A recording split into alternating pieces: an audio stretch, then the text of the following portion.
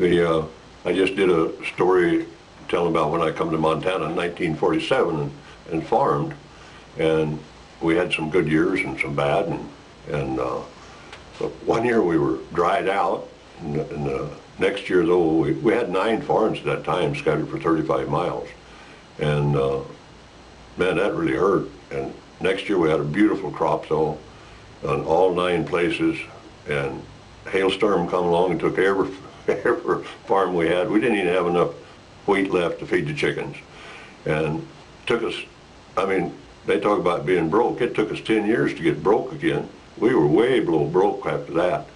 And so I started selling little stuff off the farm, some grain bins and things. And so I thought, maybe I better diversify. And I started a business in Baker in 1970, rented a building here.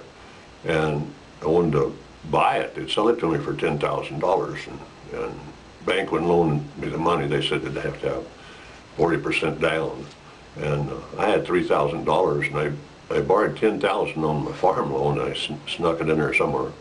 So we started business, and here I was competing against, you know, some well-established businesses, and I didn't know anything, didn't have any money, but we had labor, and so we put in long hours. And I just visited with a fellow yesterday, and he wanted to know if he could work steady when I hired him, and I worked him 40 hours straight, and he said he didn't mean that. He said he never put in less than 40 hours or 90 hours a week while he worked for me. I mean, so he didn't mean that, but one of the first people I hired was Roy McLean. And Roy McLean was an old-timer here that had a place right next to George Sutler out in the country, and he had been a teacher, and he'd run the elevator here. He knew everybody, so he was an excellent helper. And he'd bought all alfalfa seed, and so the company said we could handle the alfalfa seed now. I'd send Roy down to Ekalaka, Broadus, Alzada country, taking samples for alfalfa seed, and he'd come back 20 pounds heavier than when he left, because everywhere he went, they had to feed him. And if he went to the next place, he'd say, I just ate. And they said, well, at least you can have some pie. And they were so friendly down in that country, and he loved it, and he was a good storyteller too, and they enjoyed visiting with him. But then when we went back to get the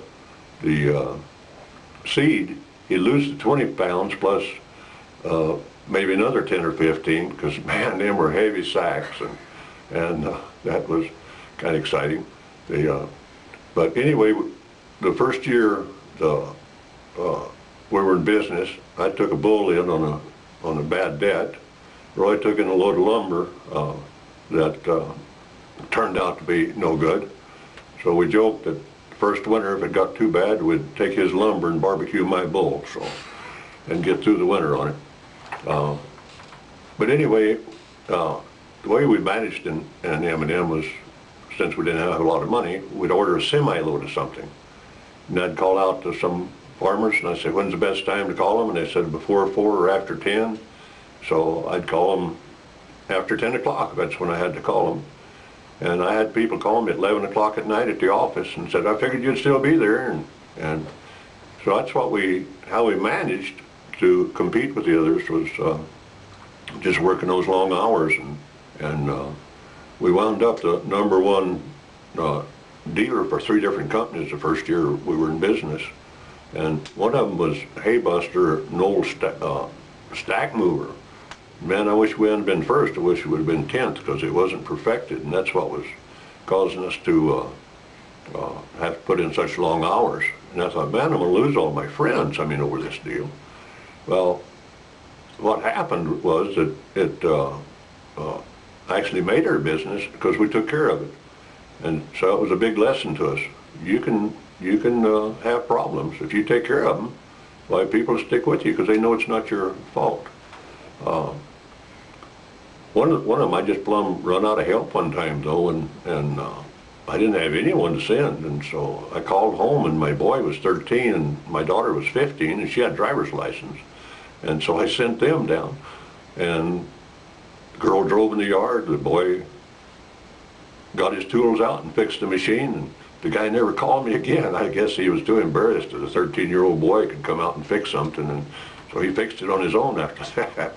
But no, that's how we got through and with that. And then 4 years later, the bank that wouldn't loan me $10,000, they said, "Why don't you buy out E&E Service?" And I said, "Christ, I can't afford that." And they said, "Oh, we'll loan you the money."